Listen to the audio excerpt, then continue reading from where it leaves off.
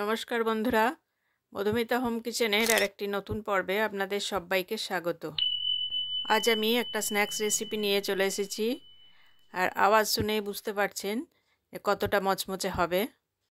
আর এটা বানাতে বেসন, আটা বা ময়দা কোনো কিছুরই প্রয়োজন নেই। তাহলে কি দিয়ে বানাবো এই মুচমুচে স্ন্যাক্স, চলুন দেখে নেওয়া যাক। আজকের এই স্ন্যাক্স বানাতে লাগবে সুজি। এর জন্য আমি 1 কাপ সুজি নিয়েছি। মোটা বা সরু যে কোনো দানার সুজি নিতে পারেন। প্রথমে গ্রাইন্ডার জারে দিয়ে সুজিটা একটু গুঁড়ো করে নেব।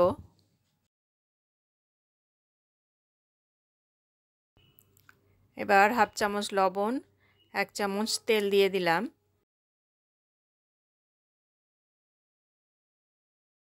সব কিছু ভালো করে মিশিয়ে নিয়ে অল্প অল্প করে জল দিয়ে টাইট একটা ডো বানিয়ে নেব। আটার তুলনায় সুজি অনেক বেশি জল টানে, সেজন্য সেটা বুঝে জলটা মেশাতে হবে। দেখুন, শক্ত একটা ডো বানিয়ে নিয়েছি। এবার ভিজে কাপড় দিয়ে ঢেকে 10 মিনিট মতো রেখে দেব। রেস্টে রাখার পর যদি খুব বেশি টাইট মনে হয় আর একটু জল দিয়ে মেখে নেবেন। 10 মিনিট পর সমান মাপের 4টে লেচি কেটে নিচ্ছি। ছোট বা বড় যেরকম সাইজের রুটি বেলতে পারবেন সেই মতো লেচি কেটে নেবেন। আমি এখানে একটু বড় সাইজের রুটি বেলবো। আবার ভিজে কাপড় ঢাকা দিয়ে ঢেকে রেখে দিলাম। কোনো রকম তেল বা ময়দা না দিয়েই ছোট সাইজের রুটি বেলে নিচ্ছি। প্রথমে দুটো সমান মাপের রুটি আমি বানিয়ে নিচ্ছি।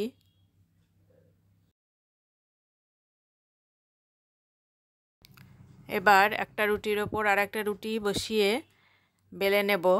মাঝে কোনো তেল বা ময়দা কোনো কিছু দেওয়ার প্রয়োজন নেই। বেলতে বেলতে রুটিটা একসাথে জুড়ে যাবে। এইভাবে দুটো রুটি বানিয়ে বেললে পরে বেলাটাও খুব সহজ হয় আর ভাজার সময়তেও খুব সুন্দরভাবে ফোলে। এবার একটা কুকি কাটার নিয়ে নিয়েছি। এটার সাহায্যে কাজুর শেপে বানিয়ে নেব। কুকি কাটার না থাকলে আপনারা যে কোনো ছোট বোতলে ঢাকনা দিয়েও করতে পারবেন, অথবা নিমকির মতো ট্রায়াঙ্গেল শেপ করেও কেটে নিতে পারেন। একইভাবে আমি সবগুলো বানিয়ে নিয়েছি। এবার নামকিনগুলো ভাজার জন্য কড়াইতে বেশ কিছুটা তেল গরম করতে বসিয়ে দিয়েছি। তেল যখন একদম হাই ফ্লেমে গরম হয়ে যাবে তখন এভাবে অল্প অল্প করে ছাড়িয়ে ছাড়িয়ে দিতে হবে। এই অবস্থায় গ্যাসের ফ্লেমটাকে বন্ধ করে দিয়েছি। তেলটা যেহেতু প্রচণ্ড গরম রয়েছে, এবার ঘুরিয়ে ফিরিয়ে ভাজতে থাকবো। 1-2 মিনিট ভাজার পর মাঝখানে আবার গ্যাসটা জ্বালিয়ে নিয়েছি।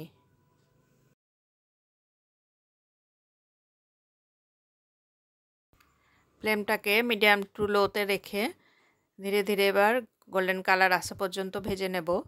3 থেকে 4 মিনিটের মধ্যেই ভালোভাবে ভাজা হয়ে যাবে। ভাজতে ভাজতে যখন গোল্ডেন কালার এবং মচমচে হয়ে আসবে তখন তুলে নেব। আজকের এই রেসিপি যদি আপনাদের ভালো লাগে, লাইক, কমেন্ট ও শেয়ার করবেন। আর আমার চ্যানেলে যদি নতুন হন তাহলে চ্যানেলটিকে সাবস্ক্রাইব করার অনুরোধ রইল। চ্যানেলটিকে সাবস্ক্রাইব করে পাশে দেওয়া বেল আইকন প্রেস করে দেবেন, তাহলে নতুন রেসিপি আপলোড করলেই আপনার কাছে নোটিফিকেশান পৌঁছে যাবে।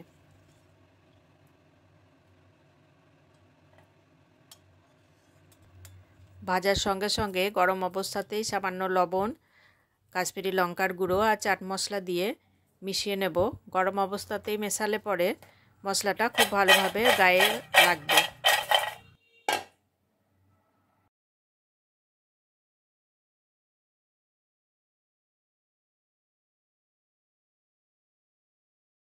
একইভাবে বাকিগুলো ভেজে তুলে নেব।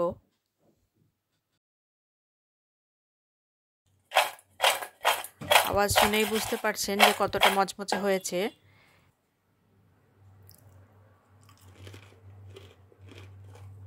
এবার এভাবে এয়ারটাইট কৌটোতে বা কোনো জারে ভরে আপনারা 2 মাস পর্যন্ত সংরক্ষণ করে খেতে পারেন।